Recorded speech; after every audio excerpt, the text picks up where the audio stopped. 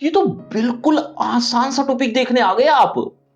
अब आ ही गए तो संदेश लेखन को और आसान कर देते हैं। बस इस वीडियो को बिना स्किप किए हुए देखना, क्योंकि इस वीडियो के बाद आप किसी भी टॉपिक पर बहुत आसानी से संदेश लेखन कर लोगे। तो बिना किसी देरी के चलते हैं स्क्रीन पर। नमस्ते, मेरा नाम आशीष है। सबसे पहले बात करते हैं कि ये संदेश लेखन है क्या। देखो, आज के जमाने में पत्र चिट्ठियां इनका तो कोई जमाना रहा ही नहीं। पत्र चिट्ठियों को लिखो, किसी को भेजो और उनकी जो पत्र चिट्ठियां आई हैं उनका रिप्लाई दो, ये आज का जमाना नहीं है। आज का जमाना है मैसेज भेजने का, और मैसेज को हिंदी में संदेश ही तो कहते हैं। तो आज आपको संदेश भेजना है, लेकिन कैसे? संदेश लेखन भेजना है हिंदी में, और वो भी एक सही फॉर्मेट में, क्योंकि इस मैसेज के आपको नंबर मिलेंगे, इसीलिए सही फॉर्मेट होना बहुत जरूरी है। अब एक बात का ध्यान रखना जब भी आप संदेश लेखन करो, कि संदेश हमेशा सरल भाषा में, बहुत ही सिंपल भाषा में होना चाहिए। कोई बनावटी भाषा रखने की या कोई औपचारिकता दिखाने की या कोई फॉर्मेलिटी करने की कोई जरूरत नहीं होती। तो सबसे पहले इसके सही फॉर्मेट को समझ लेते हैं, उसके बाद इसके उदाहरणों को भी देखेंगे। लेकिन उससे पहले बच्चों, आप भी तो अपने यार दोस्तों को गुड मॉर्निंग का मैसेज भी तो भेजते होंगे ना। क्या लिखकर भेजते हो, एक बार कमेंट में जरूर बताना। चलो देखो, अब ये है एक फॉर्मेट। किसका फॉर्मेट? संदेश लेखन का। इसको आप एक बार अच्छे से समझ लो, उसके बाद आप किसी भी टॉपिक पर बहुत आसानी से संदेश लेखन कर लोगे। सबसे पहले आपको सबसे ऊपर सेंटर में संदेश शब्द लिखना है। इसके बाद आपको लेफ्ट साइड में यानी इस तरफ दिनांक लिखनी है। दिनांक यानी डेट। डेट आप कोई भी लिख सकते हो, चाहे आप जिस दिन एग्जाम देने जाओ उसी दिन की भी डेट लिख सकते हो, इससे कोई फर्क नहीं पड़ेगा। इसके बाद समय। समय में आप टाइम लिखिए, टाइम कोई भी लिख देना, इससे भी कोई फर्क नहीं पड़ेगा।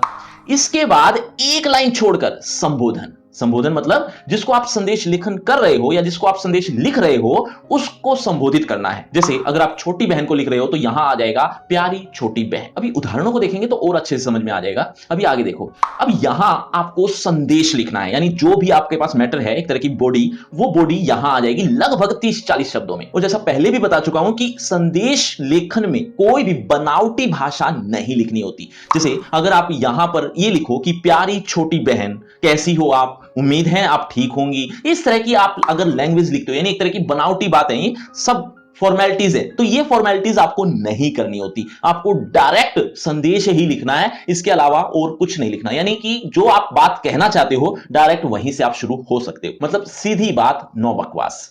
30-40 शब्दों में संदेश लेखन यहां पर लिखने के बाद आपको प्रेषक का नाम लिखना है। प्रेषक यानी संदेश भेजने वाला, यानी आप। तो यहां आपका अपना नाम आ जाएगा। लेकिन अगर आप बोर्ड क्लास में हो तो आप अपने नाम की बजाय क ख घ लिख सकते हो। क्यों? क्योंकि आपको बोर्ड क्लास में अपनी आइडेंटिटी नहीं बतानी होती, ये एक नियम है, तो उसको थोड़ा सा ध्यान रख लेना। चलिए आगे बढ़ते हैं। अब इसके अलावा आपको और कुछ नहीं लिखना, ना अपना एड्रेस ना और कुछ, बस इतना ही काफी है। बस एक काम और कर लेना कि अंत में इस संदेश के चारों तरफ इस तरह से बॉक्स भी बना लेना। और ये ध्यान रखना, ये जो बॉक्स है ये आपको संदेश लेखन पूरा लिखने के बाद ही बनाना है। अगर पहले बना लिया और उसके बाद संदेश लिख रहे हो तो आपके जो वर्डिंग है वो कम भी हो सकती है, ज्यादा भी हो सकती है। कम होगी तो बॉक्स बड़ा हो जाएगा और ज्यादा हो गई तो बॉक्स छोटा रह जाएगा, इसीलिए बॉक्स लास्ट में ही बनाना। बस इस बात का ध्यान रख लेना। बच्चों, मैंने थोड़ी देर पहले संबोधन में किसको संबोधन किया था, एक बार कमेंट में जरूर बताना। देखना चाहता हूं कितने बच्चे बहुत ध्यान से सुन रहे हैं। आगे देखो, अब बात आती है कि क्या हम इसमें चित्र बना सकते हैं। देखो, चित्र बनाने के लिए कोई अलग से मार्क्स डिसाइड नहीं है कि आप चित्र बनाओगे तो इतने नंबर मिलेंगे, नहीं बनाओगे तो इतने नंबर कट जाएंगे, ऐसा कुछ नहीं है। तो आप चित्र नहीं भी बनाओगे तो भी चलेगा, लेकिन मेरा पर्सनल सजेशन आपको यह है कि आप चित्र बना देना। क्यों? दरअसल बच्चों, इससे इफेक्ट पड़ता है। क्या इफेक्ट पड़ता है? मान लो आप संदेश लेखन कर रहे हो एग्जाम में 5 नंबर का संदेश लेखन आया है, आपने पूरा कर लिया है। एग्जामिनर अब उसको चेक कर रहा है, चेक करते हुए उसको 2-4 गलतियां मिल जाती हैं, और वो गलतियों की वजह से अब वो ये सोच रहा है कि इसको मुझे 4 नंबर देने चाहिए या 4.5। तो अब अगर आपने चित्र बना रखा है तो आपको 4.5 ही नंबर मिलेंगे। तो ये एक तरह से कहने का मतलब ये है कि आपको थोड़ा एडवांटेज मिलने के चांसेस बढ़ जाते हैं अगर आप चित्र बना लेते हैं तो। अब बात आती है कि ये चित्र बनाएं तो कहां बनाएं। देखो, ये जो जगह है यहां पर आप चित्र बना सकते हैं। अच्छा लगेगा। अब उदाहरण के साथ समझते हैं। टॉपिक है विशेष उपलब्धि पर मित्र के नाम संदेश लिखिए। तो सबसे पहले आप सेंटर में संदेश शब्द लिखेंगे, उसके बाद दिनांक, कोई भी कैसी भी चलेगी, उसके बाद समय, समय भी अपन कोई भी लिख सकते हैं। समय आप इस तरह भी लिख सकते हैं वैसे, लेकिन अगर आप समय यहां लिखेंगे तो चित्र बनाने में थोड़ी मुश्किल होगी, यानी चित्र की जगह खत्म हो जाएगी, इसीलिए आप समय इसी तरफ लिखना। उसके बाद एक लाइन छोड़कर संबोधन जो आपको टॉपिक में लिखा हुआ मिल जाएगा। जैसे ये मित्र के नाम लिखना है तो यहां आ जाएगा प्रिय मित्र, बस।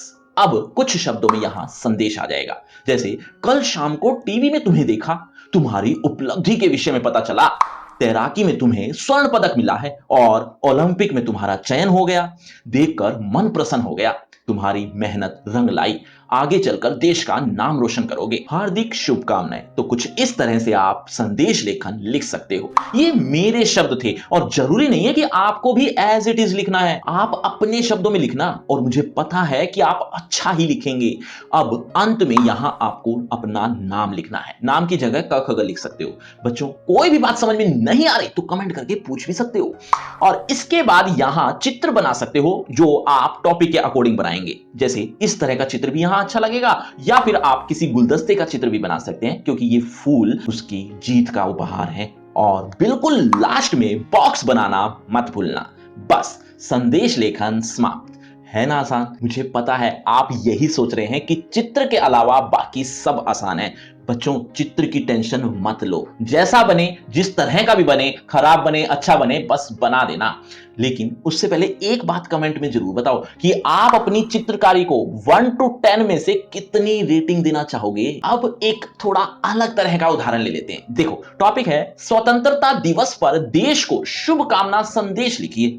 सबसे पहले सेंटर में संदेश आ जाएगा, उसके बाद यहां दिनांक। लेकिन ध्यान रखना कि इस टॉपिक के लिए कोई भी दिनांक नहीं चलेगी क्योंकि स्वतंत्रता दिवस 15 अगस्त को ही आता है, तो इसीलिए यहां पर 15 अगस्त ही लिखना है। उसके बाद समय, समय भी आप सुबह का ही रखें तो ज्यादा अच्छा है क्योंकि स्वतंत्रता दिवस पर सुबह का ही कार्यक्रम लगभग होते हैं, तो उसमें संदेश आपको देना है तो सुबह का समय सही रहेगा। इसके बाद एक लाइन छोड़कर संबोधन करना है और इस बार आप यह संदेश पूरे देश को लिख रहे हो तो इसीलिए यहां समस्त देशवासी आ जाएगा।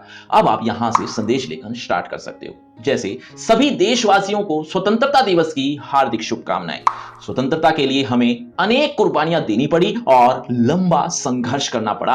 आओ हम इसी एकता को कायम रखते हुए आज भी आगे बढ़ने का संकल्प करते हैं। उज्जवल भविष्य के लिए सामाजिक एकता अति आवश्यक है। जय हिंद। अंत में आपको अपना नाम लिखना है और यहां पर आप तिरंगे का चित्र बना सकते हैं और सबसे लास्ट में बॉक्स बनाना मत भूलना। बात समझ में आई तो वीडियो को शेयर और सब्सक्राइब करना तो बनता है।